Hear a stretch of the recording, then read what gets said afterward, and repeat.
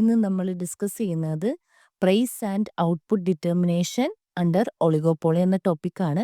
നമ്മൾ already oligopoly എന്ന topic discuss ചെയ്തിട്ടുണ്ട്. അതിൻ്റെ ഫസ്റ്റ് പാർട്ട് ഓൾറെഡി അപ്ലോഡ് ചെയ്തിട്ടുണ്ട്. അതും കൂടെ ചെക്കൗട്ട് ചെയ്യാം. നമുക്കറിയാം, oligopoly is a market structure where a few large firms dominate the industry. These firms have significant control over the market price and production, leading to interdependence decision making. Oligopoly എന്നതൊരു market സിറ്റുവേഷനാണ്. ഒരു മാർക്കറ്റിൽ കുറച്ച് firms മാത്രം dominate ആയിട്ടുള്ള market സിറ്റുവേഷനെയാണ് oligopoly എന്ന് പറയുന്നത്. Dominated firms ആണ് പ്രൈസും പ്രൊഡക്ഷനും കൺട്രോൾ ചെയ്യുന്നത്. അതുകൊണ്ട് തന്നെ ഒളിഗോപോളിയിൽ ഫേംസ് ഇൻ്റർഡിപ്പെൻഡൻ്റ് ആയിട്ട് മാത്രമേ ഡിസിഷൻസ് എടുക്കാൻ സാധിക്കുകയുള്ളൂ. ഒളിഗോപോളിയുടെ മെയിൻ ക്യാരക്ടറിസ്റ്റിക്സ് ആണ്: few large firms dominate the market, firms are independent in decision making, high barriers to entry, non-price competition, mainly advertising, branding and product differentiation is common. Product may be homogeneous or differentiated. Oligopoly മാർക്കറ്റിൽ mutual ഇൻ്റർഡിപ്പെൻഡൻസി കൊണ്ട് പ്രൈസിൻ്റെയും പ്രൊഡക്ഷനും നമുക്ക് determine ചെയ്യുക എന്നത് ഒരൊറ്റ മോഡലിൽ സാധ്യമല്ല. അതുകൊണ്ട് തന്നെ ഫേംസ് ഡിഫറെൻറ്റ് മോഡലിൽ എങ്ങനെയാണ് പ്രൈസും ഔട്ട്പുട്ടും ഡിറ്റർമിൻ ചെയ്യുന്നതെന്ന് നമുക്ക് നോക്കാം. സോ അതിൽ ഫസ്റ്റ് മോഡലാണ് price leadership model. In the price leadership model, one firm, often the one with the lowest cost or largest market share, act as the leader and set the price for the industry. The other firms, aware of their interdependence, follow the leader's price rather than competing aggressively on price. There are several types of price leadership that are exploitative or aggressively price leadership, barometric price leadership, dominant firm leadership and effective price leadership. ഒരു ഇൻഡസ്ട്രിയിലെ majority അല്ലെങ്കിൽ എല്ലാ ഫേംസും offer ചെയ്യുന്ന price എന്നത് leader നിർണ്ണയിക്കുന്നതിനെയാണ് price leadership എന്ന് പറയുന്നത്. ഇവിടെ leader firms price determine ചെയ്യുകയും തുടർന്ന് മറ്റുള്ള ഫേംസ് എല്ലാം അത് അക്സെപ്റ്റ് ചെയ്യുകയും ചെയ്യുന്ന ഒരു മാർക്കറ്റ് സിറ്റുവേഷനെയാണ് നമുക്ക് പ്രൈസ് ലീഡർഷിപ്പ് എന്ന് പറയുന്നത്. ഈ ഒരു രീതി ജർമ്മൻ എക്കണോമിസ്റ്റ് ആയിട്ടുള്ള പ്രൊഫസർ സ്റ്റാക്കൽബർഗ് ആണ് ഫോർമുലേറ്റ് ചെയ്തത്. ഇതിനെ ലീഡർഷിപ്പ് സൊല്യൂഷൻ അല്ലെങ്കിൽ ഫോളോവർഷിപ്പ് സൊല്യൂഷൻ എന്നും വിളിക്കുന്നു. സിംപ്ലി പ്രൈസ് ലീഡർഷിപ്പ് മോഡലിൽ ഒരു ഫേം മെയിൻലി ഏറ്റവും കുറഞ്ഞ ചിലവോ അല്ലെങ്കിൽ മാർക്കറ്റ് ഷെയർ ഏറ്റവും കൂടുതലുള്ള ഒരു ഫേമാണ് ലീഡർ ആവുന്നത്. ഇവരാണ് ഇൻഡസ്ട്രിയിൽ പ്രൈസ് സെറ്റ് ചെയ്യുന്നത്. ഇൻ്റർഡിപ്പെൻഡൻ്റ് ആയതുകൊണ്ട് തന്നെ ഫേംസ് പ്രൈസിൽ കോമ്പറ്റേറ്റ് ചെയ്യുന്നതിന് പകരം ലീഡർ എന്താണോ നിശ്ചയിക്കുന്നത് അത് ഫോളോ ചെയ്യുന്നു. സോ പലതരത്തിലുള്ള പ്രൈസ് ലീഡർഷിപ്പ് ഉണ്ട്. അതിൽ ഫസ്റ്റ് വൺ എന്ന് പറയുന്നത് എക്സ്പ്ലോയിറ്റേറ്റീവ് ഓർ അഗ്രസീവ് പ്രൈസ് ലീഡർഷിപ്പാണ്. ഈ ഒരു ലീഡർഷിപ്പ് എന്നത് ഡോമിനേറ്റഡ് ഫേംസ് വില നിശ്ചയിക്കുകയും മറ്റ് സ്ഥാപനങ്ങൾ ആ വില സ്വീകരിക്കാനോ ബിസിനസ്സിൽ നിന്ന് പുറത്തു പോകാനോ ഫോഴ്സ് ചെയ്യുന്നു. ഈ ഒരു ലീഡർഷിപ്പിനെയാണ് exploitative or aggressive price leadership എന്ന് പറയുന്നത്. ബാരോമെട്രിക് പ്രൈസ് ലീഡർഷിപ്പ് ആണ്. ഇതിലെ ഏറ്റവും ബെസ്റ്റ് ഫോർകാസ്റ്റർ ആയിട്ടുള്ള ഫേം നിശ്ചയിച്ച പ്രൈസ് അത് മറ്റ് ഫേംസ് പിന്തുടരുന്നു. ഈ ഒരു ലീഡർഷിപ്പാണ് ബാരോമെട്രിക് പ്രൈസ് ലീഡർഷിപ്പ് എന്ന് പറയുന്നത്. അടുത്തത് ഡോമിനേറ്റഡ് ഫേം ലീഡർഷിപ്പാണ്. ഏറ്റവും വലിയ ഫേം വില നിശ്ചയിക്കുകയും അത് മറ്റുള്ളവർ ഫോളോ ചെയ്യുകയും ചെയ്യുന്ന ഒരു സിറ്റുവേഷനാണ് ഡോമിനേറ്റഡ് ഫേം ലീഡർഷിപ്പ്. ഇനി അടുത്തത് എഫക്റ്റീവ് പ്രൈസ് ലീഡർഷിപ്പാണ്. പ്രൈസ് വാർ ഒഴിവാക്കാനായിട്ട് ഒരേ പ്രൈസ് എല്ലാവരും അക്സെപ്റ്റ് ചെയ്യുന്ന ഒരു സിറ്റുവേഷനാണിത്. എല്ലാവർക്കും കോസ്റ്റ് കണ്ടീഷനും കൂടാതെ ലെസ് ഇലാസ്റ്റിക് ഡിമാൻഡും ആയതുകൊണ്ട് തന്നെ ഇവരെല്ലാവരും ഈ ഒരു പ്രൈസ് അംഗീകരിക്കുന്നു. അടുത്തത് ഇൻഡിപെൻഡൻറ്റ് പ്രൈസിംഗ് മോഡലാണ്. In the independent pricing model each firm set its own price without coordinating with its competitors. Although each firms might have some degree of market power, they must take into account the potential reactions of their rivals. Its characteristics include autonomous decision making, wide range of prices, instability and uncertainty, possibility of indeterminate outcomes. Name suggest ചെയ്തതുപോലെ തന്നെ എല്ലാ oligopolistic ഫേംസും അതിൻ്റെ independent price follow ചെയ്യുന്നു. So ഇവിടെ ഓരോ ഫേംസും different product produce ചെയ്യുന്നത് കൊണ്ട് തന്നെ പ്രൈസ് മേ ബി ലോ അല്ലെങ്കിൽ ഹൈ ആവാം അതിൻ്റെ ആക്ച്വൽ പ്രൈസ്. ഇൻ്റർഡിപെൻഡൻറ്റ് പ്രൈസിംഗ് മോഡലിൻ്റെ ക്യാരക്ടറിസ്റ്റിക്സ് ആണ് autonomous decision making.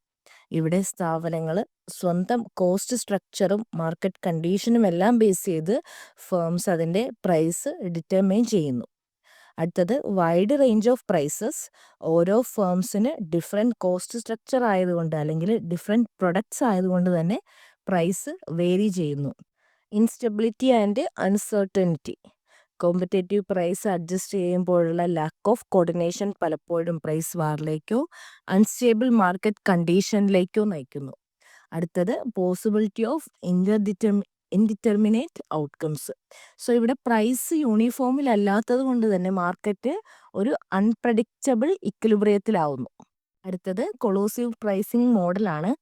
The collusive pricing model occurs when firms in an oligopoly comes to an explicit or tacit agreement to set prices or output level in a coordinated manner. This collusive is aimed at maximizing joint profit, essentially allowing the group to behave similarly to a monopoly. Key points include joint profit maximization, market sharing, cartels, legal and regularity concerns, stability and predictability. Collusive pricing മോഡലിൽ firms അല്ലെങ്കിൽ സ്ഥാപനങ്ങൾ പ്രൈസോ പ്രൊഡക്ഷനോ coordinate ചെയ്ത് പൊതുവായ ഒരു കരാറിലെത്തുന്നു. So ഈ ഒരു മോഡലാണ് collusive pricing model എന്ന് പറയുന്നത്. ജോയിൻറ്റ് പ്രോഫിറ്റ് മാക്സിമൈസ് ചെയ്യാനാണ് ഈ ഒരു മോഡലിൻ്റെ എയിം. ഇവിടെ ഗ്രൂപ്പ് മൊണോപോളി പോലെ ആക്ട് ചെയ്യുന്നു. ഇതിൻ്റെ കീ പോയിൻ്റാണ് ജോയിൻറ്റ് പ്രോഫിറ്റ് മാക്സിമൈസേഷൻ. ഇവിടെ ഫേംസ് കോമ്പറ്റീഷൻ ഒഴിവാക്കാനായിട്ടൊരു കോമൺ പ്രൈസ് അല്ലെങ്കിൽ ഔട്ട്പുട്ട് എഗ്രി ചെയ്യുന്നു. അടുത്ത പോയിൻ്റാണ് മാർക്കറ്റ് ഷെയറിങ്. എഗ്രി ചെയ്ത ക്രൈറ്റീരിയ അല്ലെങ്കിൽ കരാറിനെ ബേസ് ചെയ്തിട്ട് ഫേംസ് പലപ്പോഴും മാർക്കറ്റ് ഷെയർ ചെയ്യുന്നു അല്ലെങ്കിൽ ഡിവൈഡ് ചെയ്യുന്നു. സോ കാർട്ടലുകൾ എന്നത് ഒരു ഫോർമൽ എഗ്രിമെൻ്റ് ആണ്, നമുക്കറിയാം. So here firms work together to control market condition. അടുത്തത് legal and regulatory concerns. So collusive behaviour എന്നാൽ നമുക്കറിയാം ഒത്തുകളി. ആ ഒരു ഒത്തുകളി ബിഹേവിയർ കാരണം പല രാജ്യങ്ങളിലും ഇത് ഇല്ലീഗലാണ്. അടുത്തത് stability and predictability. Successful collusive stable പ്രൈസിലേക്കും പ്രഡിക്റ്റീവ് ഔട്ട്പുട്ടിലേക്കും ഒക്കെ നയിക്കുന്നു. പക്ഷെ ഇവിടെ ഇൻഡിവിജ്വൽ ചീറ്റ് ചെയ്യാനുള്ള ഒരു ചാൻസ് ഉണ്ട്. കിങ്കി ഡിമാൻഡ് ഒളിഗോപോളി മോഡലാണ്. The kinky demand oligopoly model is used to explain price rigidity in oligopolistic market. The model is based on the idea that a firm's demand curve has a kink at the current price. Kinky demand curve model എന്നത് ഒരു oligopoly മാർക്കറ്റിൻ്റെ equilibrium കണ്ടീഷനിൽ വരുന്ന ഒരു market മോഡലാണ്.